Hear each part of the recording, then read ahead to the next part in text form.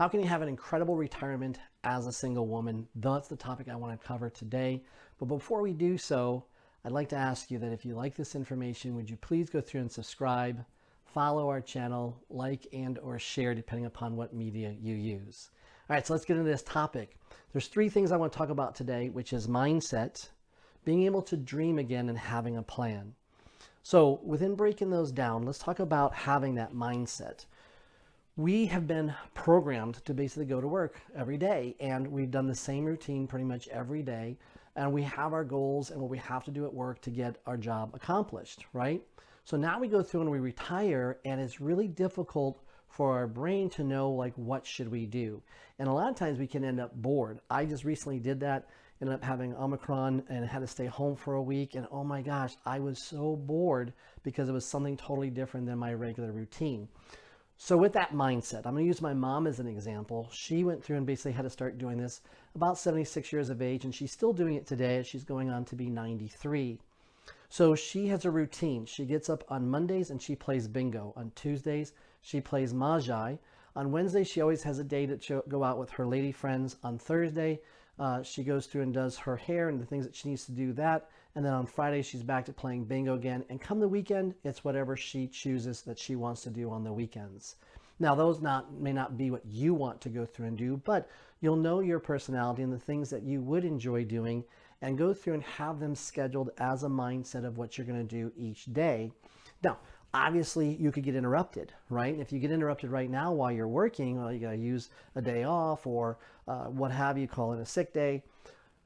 You're retired. You don't have to do that. So if something better comes up, by all means, take it, do it, have fun with it, and then you know what your schedule is tomorrow or the routine that you're going to get back into. And I think that if you start to have that mindset and start to put that in play, it'll be a lot easier that you won't get bored, you won't start getting depressed, and that'll definitely help you out. You need to start dreaming again. That's our number 2 thing, is dreaming. We dreamed a lot when we were kids, and then we get out in the big bad world and we start living life, and I think dreams kind of just fall apart. Now, you've heard a lot of times people talk about having that huge bucket list, and I think that's definitely a big plus, and you should have a bucket list of the things that you'd like to accomplish before you pass away. But you need to also narrow that down a little bit and have a dream list, as in what are some of the things that you would really like to get done this year, and then break it down to like this quarter. Okay, so that way you can have some pretty decent tasks. Now, maybe you have something really big that you want to do this year, and maybe you have something that's not as grand year as that. Like, so maybe you want to go through and take some major vacation, and that vacation is going to take a lot of planning and a lot of cost. So that's why I said think about that for the year. Maybe even go 3 years, 5 years on some of those really large ones, right? But you need to have something that you're trying to accomplish within like maybe 6 months or 3 months type of a scenario. So what could you accomplish? What type of things are you really wanting to do? What could possibly make a difference in your life and maybe others' lives? Would you like to volunteer? Are there things that you want to see? Are there things that you'd like to do for somebody else, or what have you, okay? If we get back in that dreaming mode, it will definitely keep the energy moving forward and keep you in a much happier, more positive situation. Now, the last is to have a plan. The plan comes through and talks about how we're going to go through and cover costs or cover our timeline in order to do just this. A lot of times we have fixed income coming in, which is going to be maybe money coming from Social Security. Maybe you have a pension. Maybe you have some type of an insurance contract that's paying you. Those are great fixed incomes. And then you may have revolving incomes, which is money that is invested. You need to have a pretty good plan of what money is going out on a monthly basis.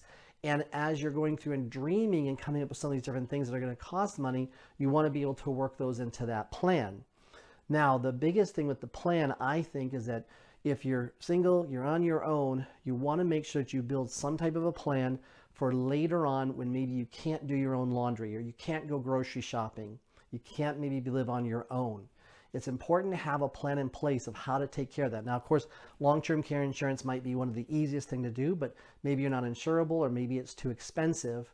So you want to start to figure out how you could take care of that. A couple examples for my own mother. what we've done with her is that she's had a woman who's been taking care of and cleaning her house for many, many years. And now it's kind of coming to the point to where she really does need to have somebody with her, helping with grocery shopping and doing some of the daily cooking and her laundry.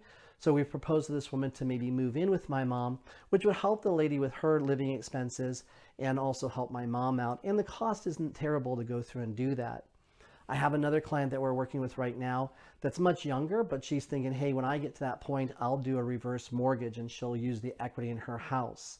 I have somebody else that we're working with that has gone through and just recently lost her husband. So she sold her house and chose to move in with her best friend.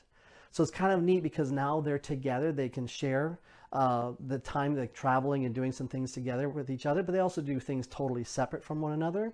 And she's paying her a small amount of money to be able to be in her home, which allowed her to come into a very large lump sum of money from selling her home. That's now helping her build a financial plan for later on. Once she gets to that point, she'll be able to have the money to pay somebody to take care of her. So those are the big three things I think that you need to work on. You can dive into more of these different topics, get a little bit more in depth with them, especially like if it's Social Security and you're trying to figure out whether, you have lost your husband and you're entitled to a widow's benefit, or maybe you're entitled to some type of a benefit because you're married for more than 10 years and then divorced. There's all types of things to look at in that situation. I think you need to really discuss with your friends and family and everybody else to get your dreaming numbers and your dreaming emotions going again, because that's kind of like one of the biggest ones to really get going. And then put that plan together and really start to review and look what you can do on that plan. Hey, till we talk again, be safe.